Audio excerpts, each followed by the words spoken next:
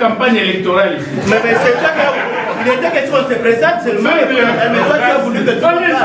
Non, vas-y, occupe-toi de toi. Allez. Ok. J'ai eu mandat de mon organisation parce que la loi reconnaît que celui qui doit faire puisse être issu d'une organisation, l'éducation civique électorale. Mon organisation, la Ligue nationale pour les élections libres et transparentes, l'INELIT, créée le 11 décembre 1999, m'a donné mandat de venir postuler au niveau de AETA, qui est notre plateforme thématique, au niveau du bureau de la Commission électorale nationale indépendante. Et vous allez vous poser la question. J'ai présenté l'INELIT où je suis président.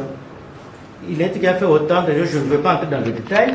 Je suis aussi coordonnateur de la plateforme Agir pour les élections transparentes et apaisées. Avant, j'étais coordonnateur de la plateforme Union des spécialistes et professionnels des élections.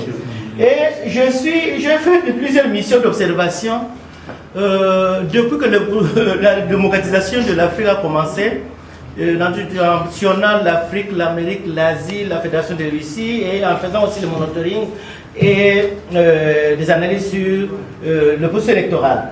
À cela, je me suis rendu compte que j'ai une forte expertise et une longue expérience en administration électorale. J'ai déjà 21 ans en cette matière et j'ai une petite notoriété nationale et internationale parce qu'au pays, si aujourd'hui tout le monde possède la littérature électorale, on se réfère à la LINELIT. Sur le plan international, les gens se réfèrent aussi à la littérature électorale parce que c'est la LINELIT qui est la première organisation qui a forgé la littérature électorale dans ce pays.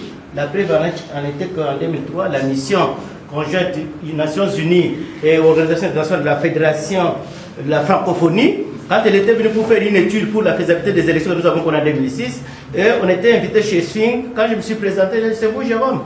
Oui, nous avons la documentation sur les élections depuis New York, venant de votre organisation, et nous sommes contents de vous faire connaissance physiquement. Et il y a un autre aspect, c'est nous avons fait beaucoup de publications. Vous avez parlé de publications. Nous en avons, quand madame m'a donné raison, je suis content. Quand vous allez lire le truc, il y en a, nous sommes arrivés à une affaire de 85 publications de net. Et de publications à caractère scientifique, et de publications à caractère de vulgarisation, d'éducation civique. Et même les chercheurs, la plupart des chercheurs viennent faire ça. Et c'est à partir de ces publications que nous avons été invités à l'université d'Anvers, à l'université de Namur, à l'université catholique de Washington, à l'université de Ottawa, pour parler sur la problématique des élections démocratiques, organisation et signification en Afrique subsaharienne. Et c'est là où on s'est référé à partir de nos différentes réflexions. Nous sommes aussi auteurs de plusieurs publications dans la gouvernance électorale et démocratie, et nous sommes pionniers de la société civile, non féodés dans ce pays. Si vous parlez aujourd'hui des élections, moi je suis le produit de Paul Nsapou et Ferdinand Kapanga. Mais tout ça, vous savez que celui qui a inventé le football, le Britannique, n'a jamais gagné la Coupe du Monde. Même celui qui a inventé l'avion n'a jamais eu beaucoup d'argent. L'inventeur des élections comme Benoît les gagner.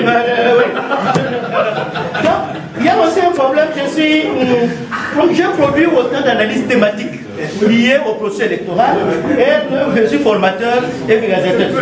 Maintenant, pourquoi ma candidature? C'est parce que j'ai des défis et vision. Parce qu'on ne peut pas poser sa candidature pour poser sa vision ni. Et moi, pour vision, nous avons dit, nous devons tout d'abord, on est à la CENI, on doit s'investir à reconstruire les consensus électoraux et rétablir la confiance de la population dans le processus électoral, au regard de ce que nous avons connu en 2011. Et j'aurais comme mission accroître la crédibilité de la commission électorale en tant que pouvoir organisateur.